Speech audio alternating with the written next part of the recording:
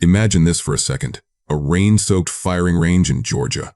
A line of elite special forces candidates. Young, loud, convinced they're the sharpest shooters in the country. And then there's her, sitting alone on a splintered wooden bench, quiet, invisible, dressed like she took a wrong turn on the way to a hardware store. One of them laughs. "Hey ma'am, you waiting for your husband to finish qualifying?" The others chuckle. They don't lower their voices. They don't need to. To them, she's nobody. See anything? No. What they don't know, what they couldn't possibly know, is that the woman they're mocking is the most dangerous person on the range. A sniper whose records were written in blood and mountain wind. A woman forged in Afghanistan where mistakes don't get laughed off. They get buried. The rain clings to the air. Wet pine. Burnt powder. The sharp bite of gun oil. She doesn't react. Doesn't argue. Doesn't even look up. She just adjusts her watch and checks her pulse. Because in a world full of noise, the quiet ones aren't weak. They're lethal. And by the end of this day, every man on that range is going to learn that lesson the hard way. Fictional stories. Real courage. Subscribe to Hidden Sniper Stories and tell me in the comments, where are you watching from? Staff Sergeant Sarah Sod Kinsley was 34 years old, though if you looked at the fine lines around her eyes, the ones that deepened when she squinted into the sun, you'd think she'd lived twice that. She sat perfectly still, her calloused thumbs tracing the edge of her jacket pocket. She was supposed to be a guest instructor today, a subject matter expert, as the brass likes to put it. But standing there in her civilian clothes, she looked like a shadow, an afterthought in a world of high-speed gear and tactical egos. The candidates kept looking right through her. To them, she was small, 5'4" maybe. Her hair was pulled back into a tight, practical knot, and her frame didn't scream power. It didn't scream warrior. But they weren't looking at the right things. They weren't looking at the way her eyes never stopped scanning the tree line, or the way she instinctively calculated the lead on a bird flying across the range. Inside, Staff Sergeant Sarah Sade Kinsley felt the familiar weight of it all. Not the weight of her rifle, though that was heavy enough, but the weight of expectation. The weight of being the only one in the room for 15 years. She looked down at her hands. They were steady, rock steady. Her mind drifted back, far away from the Georgia humidity, back to the high, thin air of the Blue Ridge Mountains. She was 9 years old again, standing in the frost-covered grass with her father. He wasn't a military man. He was a hunter, a man of few words and even fewer smiles. She remembered the feel of the old bolt-action rifle. It felt like a cannon in her small hands. She had been shaking, the cold biting through her thin coat. "Sarah," he had whispered, his voice like dry leaves. "The air in your lungs. It's a liar. It moves you. It pushes the barrel. Breath is the enemy of the shot, girl. You find the empty space between the beats, and you stay there." That lesson became her gospel. In the Army, through 3 tours in places the map forgets, she had lived in that empty space. She reached up now and adjusted the strap of her watch. It was a habit, but it wasn't about the time. She pressed her fingertip against the radial pulse in her left wrist. Thump. Thump. Thump. Thump. 52 beats per minute. Even with Corporal Reed's insults ringing in the air, even with the rain starting to soak through her collar, her heart stayed in the basement. The candidates were all jacked up on caffeine and adrenaline. You could see it in their twitchy movements, the way they checked their gear 5 times a minute. They were fighting the environment, fighting the rifle, fighting themselves. Staff Sergeant Sarah Sade Kinsley just waited. She knew that long-range shooting isn't about strength. It isn't about who can scream the loudest or run the fastest with a ruck. It's about the soul. It's about becoming a part of the wind, a part of the dirt, until you disappear. She looked to Corporal Reed again. He was laughing with his buddies, adjusting his expensive, brand-new optics. He was so sure of himself, so convinced that he was the apex predator on this range. Well, Staff Sergeant Sarah Sade Kinsley had seen men like him before. Men who thought the rifle did the work. They usually learned the hard way that a fancy scope doesn't mean a thing if you can't control the ghost in your own chest. She felt a slight ache in her shoulder, a souvenir from a piece of shrapnel in Kunar. It throbbed in the damp cold, a rhythmic reminder of a night when the world had turned into fire and lead. She didn't mind the pain. It was a grounding wire. It reminded her that she was still here, still breathing, still capable of making the world stop with a single squeeze of a trigger. "You okay there, ma'am?" Another candidate asked, this one a bit older, a sergeant with a kinder face. You've been staring at that target for 10 minutes. You know it's over 1,000 yards out, right? Nobody's hitting that today, not in this crosswind. Staff Sergeant Sarah Sade Kinsley turned her head slowly. She didn't smile. She just let her gaze settle on him, a look so flat and clinical, it made the sergeant blink. "The wind is only a problem if you try to fight it, Sergeant," she said. Her voice was low, controlled, like a stone dropping into a deep well. "If you listen, it'll tell you exactly where to aim." The sergeant frowned, confused. He looked at his buddies and shrugged. To them, she was just talking nonsense. Just some civilian lady who'd seen too many movies. They didn't see the calluses on her trigger finger. They didn't see the way she breathed, shallow, rhythmic, intentional. They just saw a shadow, and shadows are easy to ignore until the lights go out. Staff Sergeant Sarah Sade Kinsley turned her attention back to her rifle case. She wasn't ready to open it yet. Not until the moment was right. She wanted them to stay loud. She wanted them to stay arrogant. Because the fall is always more educational when you're standing on a pedestal you didn't earn. She checked her pulse one last time. 51 beats. The range was almost hot. The history of this place, the thousands of snipers who had passed through these woods, felt heavy in the air. But today was going to be different. Today, the boys were going to learn that history doesn't always look like a recruitment poster. Sometimes, history is quiet. Sometimes, it wears a faded jacket and waits patiently on a cold, wet bench. And sometimes, history never misses. The range went hot at 0800. The air was thick, like trying to breathe through a wet wool blanket. Master Sergeant Elias Thorne, a man with a face like a topographical map of a bad neighborhood, stepped up to the line. He was a peer of Staff Sergeant Sarah Sade Kinsley's. They'd crawled through the same Afghan dust 10 years ago. But today, he didn't even look at her. He didn't offer a nod or a hello. He knew the game. He wanted to see how these candidates handled a distraction in their midst. "First event is the cold bore," Master Sergeant Elias Thorne barked, his voice cutting through the damp air. One shot. One target at 500 meters. No warm-ups, no excuses. See anything? No. If you can't hit the center of mass with your first breath, you're just a loudmouthed rifleman with an expensive telescope. The candidate scrambled. Corporal Jax Reed, the loud one, was first on the mat. He was focused, sure. But Staff Sergeant Sarah Sade Kinsley watched his hands. He was gripping the stock too tight, white-knuckling the grip. He was fighting the Georgia humidity. The wind was a nightmare. It wasn't a steady blow. It was a fishtail wind. It would gust from the left at 10 miles per hour, then drop to a dead calm, then swirl back from the right. It's the kind of wind that makes snipers question their career choices. Crack. Corporal Reed's round went wide right. A clean miss. He swore, a sharp, angry sound, and started frantically adjusting his turrets. One by one, the others followed. Crack. Crack. Crack. Out of 12 candidates, only 2 even nicked the edge of the steel. The rest were hitting the dirt, sending up small geysers of mud. Staff Sergeant Sarah Sade Kinsley sat on her bench, watching the grass. It was leaning slightly to the left at the 300-meter mark, but at the target, the rain was falling straight down. There was a pocket of dead air in the middle. Corporal Reed stood up, his face flushed with frustration. He saw Staff Sergeant Sarah Sade Kinsley watching him, and his ego needed a target. He walked over, wiping mud from his knee. "Rough day for a spectator, huh?" he said, his voice tight. He leaned down, placing a hand on the bench next to her. "You probably don't get how this works. See, we're dealing with MOA. Minute of angle. It's a math problem. At 500 yards, a 1-degree shift in the wind moves the bullet 5 inches. It's probably a bit much to grasp if you've never been behind the glass." He was mansplaining the very basics of her life's work. He spoke to her like she was a child, like she was a tourist who had wandered into a laboratory. Staff Sergeant Sarah Sade Kinsley looked up at him. She didn't blink. She didn't correct him. She just watched a bead of rain roll down his forehead. What would you have done in that moment? Would you have corrected him? Would you have pulled out your credentials and put him in his place? Or would you have done what Staff Sergeant Sarah Sade Kinsley did? She just nodded, a slow rhythmic movement, and said nothing. She let the silence sit between them until it got uncomfortable.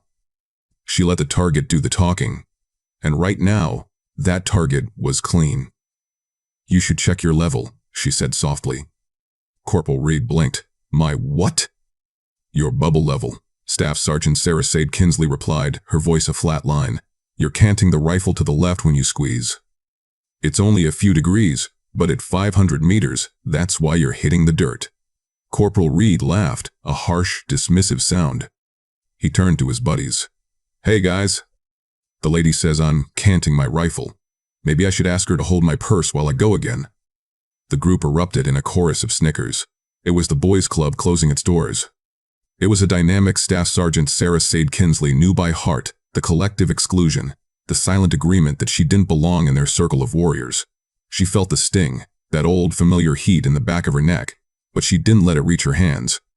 She checked her pulse. 52.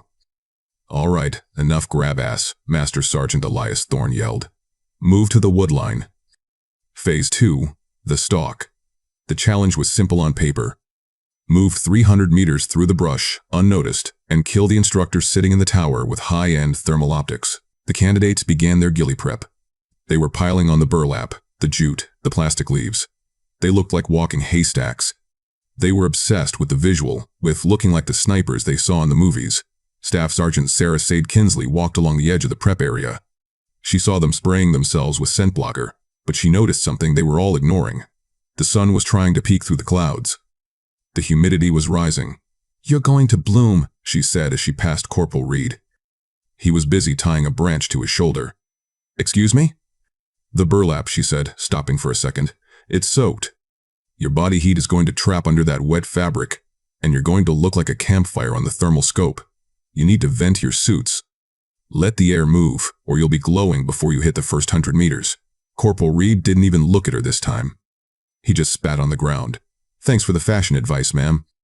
We'll stick to the manual. We've been training for this for 6 months. I think we know how to hide. Staff Sergeant Sarah Sade Kinsley watched them crawl into the woods. It was painful to watch. They were moving too fast, dragging their heavy suits through the mud. Inside the observation tower, Master Sergeant Elias Thorne sat with his thermal binoculars. He didn't have to search. Within 10 minutes, he saw a bright, white-hot shape moving through the blue-green background of the forest. Then another. Then 3 more. Contact, Master Sergeant Elias Thorne radioed. Candidate 7, you're dead. Candidate 3, I see your head. Candidate 12, you look like a goddamn neon sign. Out. All of you, out. One by one, the elite candidates walked out of the woods, dripping with sweat, their expensive ghillie suits heavy with mud and failure. They were exhausted, they were humbled, but they were also angry. They looked for someone to blame. They looked at Master Sergeant Elias Thorne. They looked at the weather. And then they looked at Staff Sergeant Sarah Sade Kinsley. She was still sitting there. Her clothes were dry. Her hair was neat. She looked like she didn't belong in their world of dirt and failure. What are you even doing here? Corporal Reed snapped, his frustration finally boiling over. He walked right up to her, his chest heaving. You come out here, you whisper your tips, you act like you know the struggle. But you haven't moved an inch. You haven't felt the weight. You're just a ghost, a tourist watching us bleed. The group crowded around. It was a wall of camouflage and resentment. Staff Sergeant Sarah Sade Kinsley felt the space around her shrink. The boys' club had turned into a mob. I've moved my share of inches, Corporal, Staff Sergeant Sarah Sade Kinsley said. Her voice didn't rise. It didn't waver. It stayed in that low, clinical register. The sound of a surgeon describing a terminal diagnosis. Oh yeah? Corporal Reed sneered. Where? In a video game? In a book? He reached out, a sudden, aggressive movement, and tapped the top of her rifle case. Why don't you show us what's in the box then? Or is it just a lunch tray? See anything? Staff Sergeant Sarah Sade Kinsley's hand moved. It was a blur, a flash of motion that ended with her fingers wrapped firmly around Corporal Reed's wrist. She didn't twist. She didn't strike. She just held him there. Her grip was like iron, not the grip of a civilian, but the grip of someone who spent their life holding on to things that wanted to fly away. Corporal Reed froze. He looked down at her hand, then up at her eyes. For the first time, he saw the shadow clearly. He saw the cold, predatory stillness that he had been mocking all morning. The box stays closed until it's time for work, Staff Sergeant Sarah Sade Kinsley said. She released his wrist. And Corporal?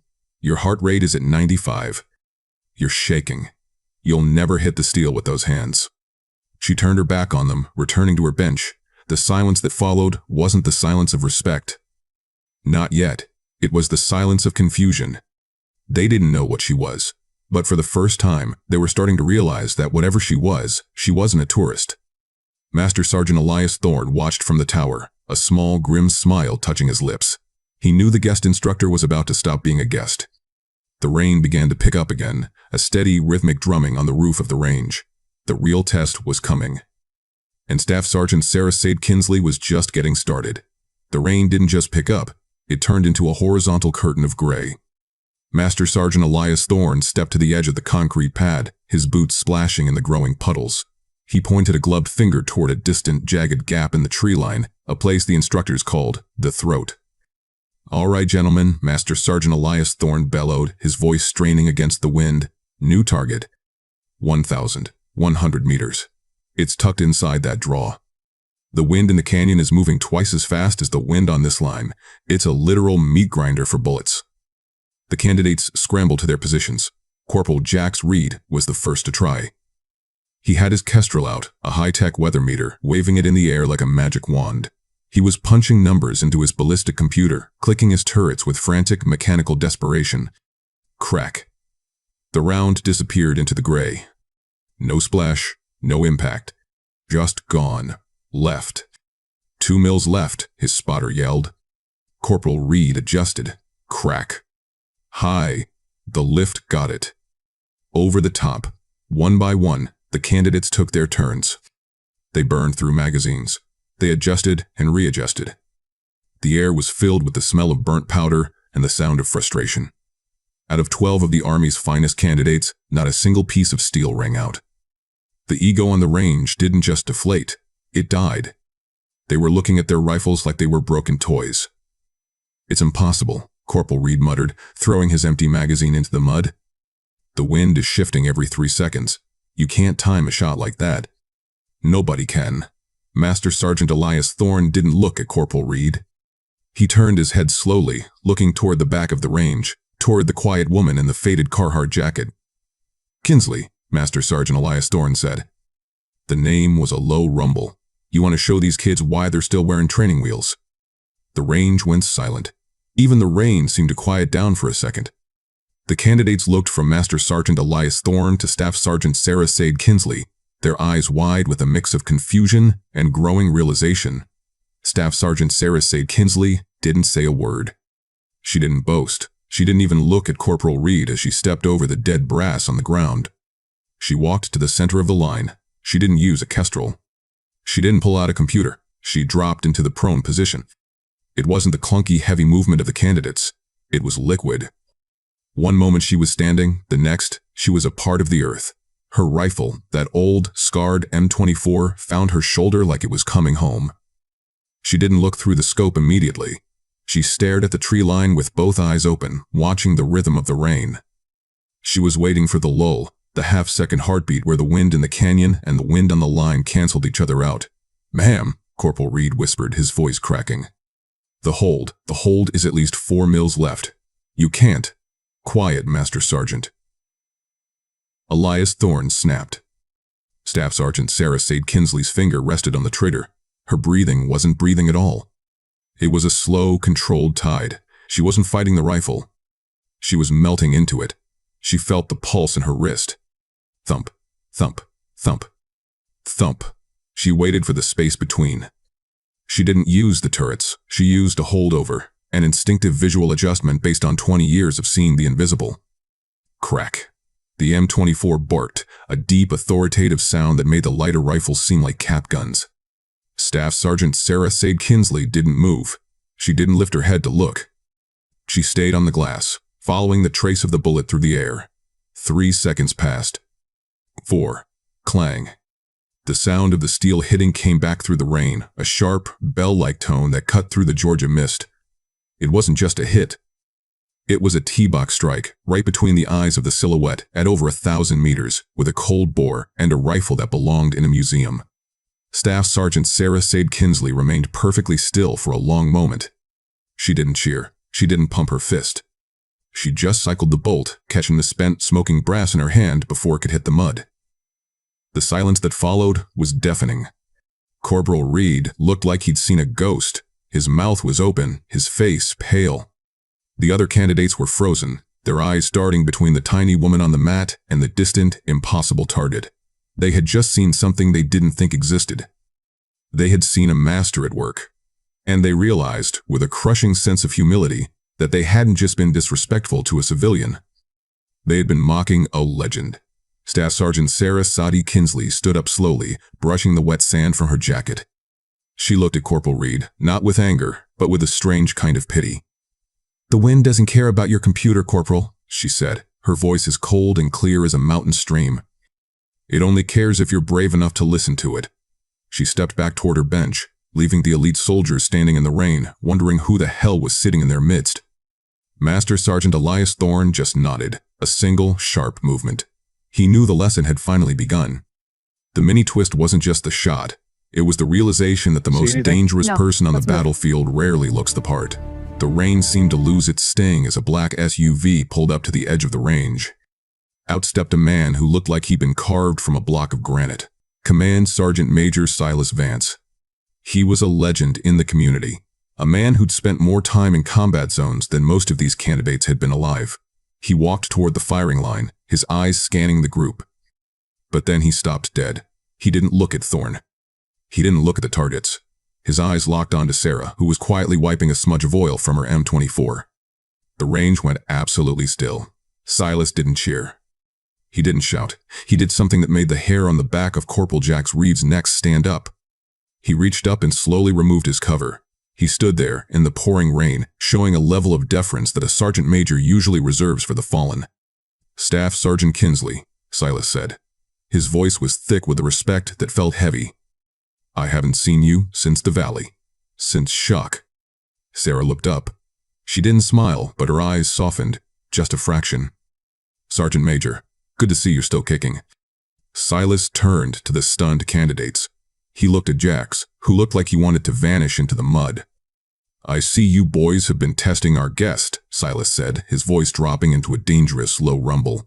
"Do you have any idea who is sitting on that bench?" "This is the woman the insurgents called the Shadow of Shock Valley. She was the first female sniper in the history of this branch to record a confirmed kill at over 1,000 meters, and she didn't do it on a range." He paused, letting the words sink in. She did it at night, in a blizzard, while a ranger platoon was being squeezed in a kill zone. She sat on a ridge for 14 hours without moving, and she held an entire mountain pass by herself.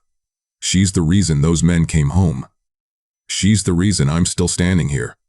The shift in the air was physical. The candidates didn't just stand straighter, they looked like they were trying to snap their own spines into a position of attention. Jax Reed's face went from pale to a deep, burning crimson. He didn't look away. He couldn't. The only sound was the rain hitting the metal roof. Tink. Tink. Tink. The mockery, the jokes, the boys' club. It had all evaporated. In its place was a silence so profound, it felt like a prayer. They weren't looking at a civilian anymore. They were looking at the pinnacle of their profession.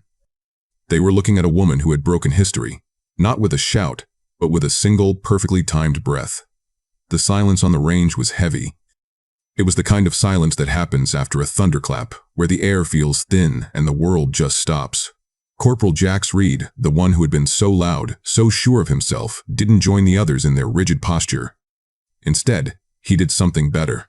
He stepped forward, his boots squelching in the Georgia mud. He didn't offer a scripted apology. He didn't try to explain away his arrogance. He simply reached into his kit and pulled out his high-end spotter scope. With both hands, and with his head bowed just a fraction, he held it out to her. It was an ancient gesture, a submission. He wasn't just giving her a tool, he was handing over his ego. He was asking, begging for her to lead. Sarah looked at the scope. Then she looked at the boy. She saw the shame in his eyes, but she also saw the hunger, the sudden desperate need to be better than he was 10 minutes ago. She didn't humiliate him. She didn't bring up the fashion advice or the jokes. "The glass is tilted, Corporal," she said softly, her voice barely a whisper against the wind. "If you don't level your tripod, the world will always look crooked." She took the scope. And then, for the next 4 hours, the guest disappeared. Sarah Kinsley didn't stay on that dry bench. She dropped back into the mud. She crawled through the slush and the pine needles with them. She laid down in the dirt next to each man, her voice a calm, rhythmic pulse in their ears. She taught them the art of the hold, not the math they found in the U.S. Army Sniper School manual, but the soul of the shot. "Don't pull the trigger," she told Jax, her hand resting lightly on his shoulder as he lined up the 1,000-meter target. "You let the rifle decide when it's ready. You just stay in the empty space." She showed them how to read the mirage dance and how to feel the wind on their skin instead of reading it on a screen. She taught them that a sniper isn't a person with a gun. A sniper is a ghost that the environment